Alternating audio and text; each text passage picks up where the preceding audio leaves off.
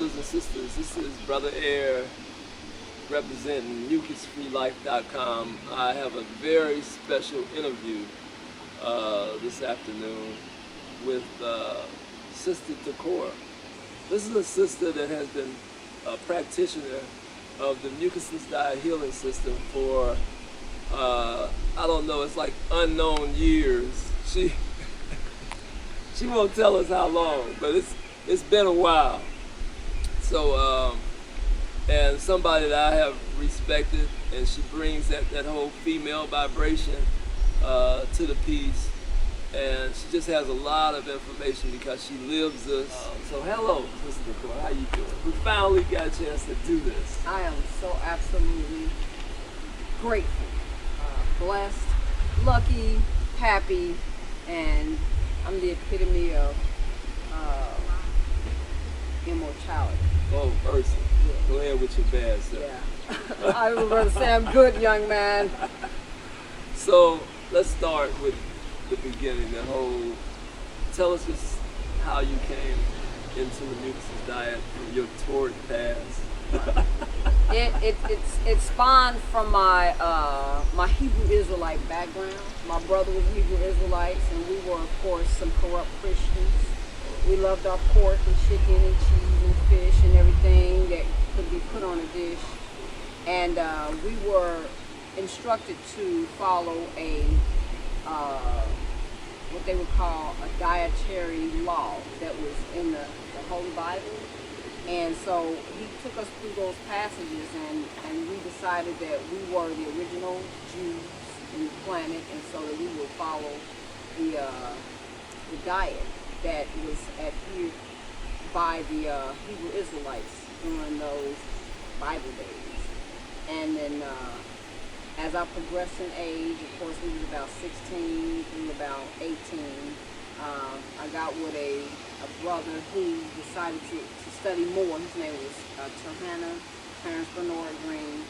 He decided that, you know, something more to this, and so they started studying the practices of Rastafari, which is Haile Selassie, and they had a different diet.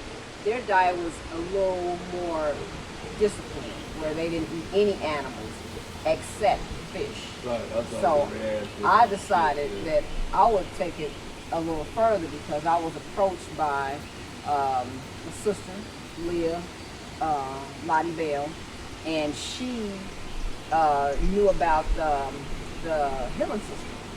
And so we went one day. I was with child with my fourth daughter, and I decided that this was for me. And so picked up Mucusless Diet Healing System. Actually, it was a rational fasting. I got it at a book barn in Clifton, and I started reading that, and then we interviewed Victor over at WAIF. It was a program called The Voices of Youth, and during that interview, that's when it transpired, where I started taking it a little more serious. He gave my daughter Adina saxophone lessons, and that's where he started, you know, doing like studies and consultation, but really he didn't call it that, neither did we. We just started asking him more questions, and he led us to this path, which is where I'm at right now. You know, I took it a little more deeper. You know, it's just more than the diet. It was cleaning the blood. So. Okay. So all the way up till now. So tell us some of the best parts of the Mucusless diet for you. What's been like the real like game changer? The game changer for me is when I took the enemas every day. I took a whole year to build up to doing it a day. I did it like once every week, and then I started doing it 2 times out of the 7 days, and then 3, and built my way up to being able to literally morph it into every single day. It ain't even, it's not a question. Why I do it every day. Yeah. I've had some We'll talk about that, because some people are afraid of doing every day. I get that a lot. Well, the fear is naturally there because of where we come from. We come from being sick. You know, we're lineages of having been ill.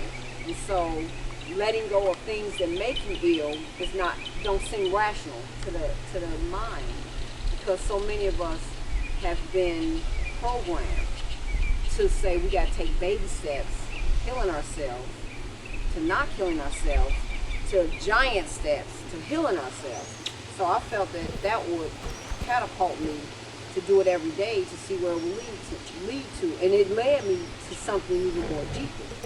So, okay, you're practicing this and you have become almost an activist for this. Yeah. We talk about that. Like, Yeah. it seems like you're trying to get to the youth all the time. just watching you. So, because doing child care, you know, I didn't want to seem biased. I would tell people, because I worked and I got certified through the Hamilton County daycare system, and we could make money 24/7. So I was keeping children, you know, around the clock. It was horrible because some of the people who would bring their children, they ate animals. And they would want me to feed the children whatever they bought them. So I would ask the parents, don't bring the food. I will feed the children. So in other words, I would get the vouchers that I would get to get me paid up to $2,000. That was enough to feed these children. And so I would buy mass fruits.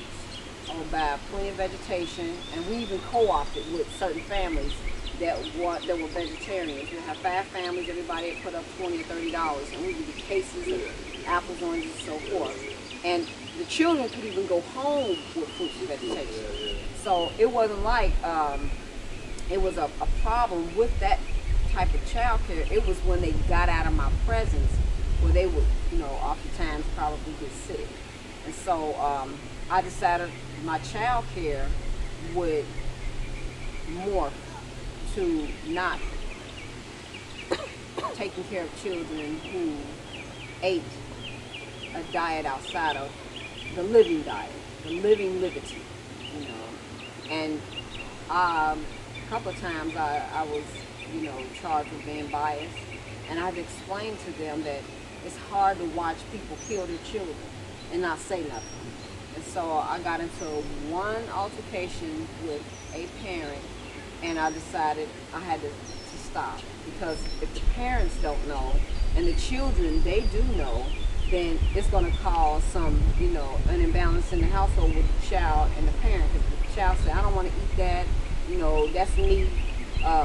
Ema said that I'm going to have maggots and worms in my stomach. Then, you know, it was just totally disagreeable. So I didn't need that. So I decided that I would only do child care and teach only those who were vegetarians, because at least the child can say, I don't want that soy, you know. I don't want to eat that, you know. That make me sick, or I can't boo-boo, or I got a ringworm. This youth right now is a carnivore. He eats flesh now. He was a astute young man, and he just liked eating flesh. I asked him some 2 summers ago, and I said, so how you doing? He said, I'm doing good. I said, you still vegetarian? He said, well, he tilted his head. I said, you eat animals? He said, I said, do you eat pork? He said, no. I said, you eat fish? He said, yeah. I said, you eat chicken? He said, yeah. I said, well, then you eat pork. Because inside of each animal, all the animal food, no matter where you're getting that animal from, those animals are eating each other. And they couldn't know. All they know is that their survival technique is telling them to eat whatever food that person is giving them. So that's exactly what he did. You know, he went back to eating flesh, and you know, I can tell his body frame is different. You know, his demeanor is different, and he looked like he now.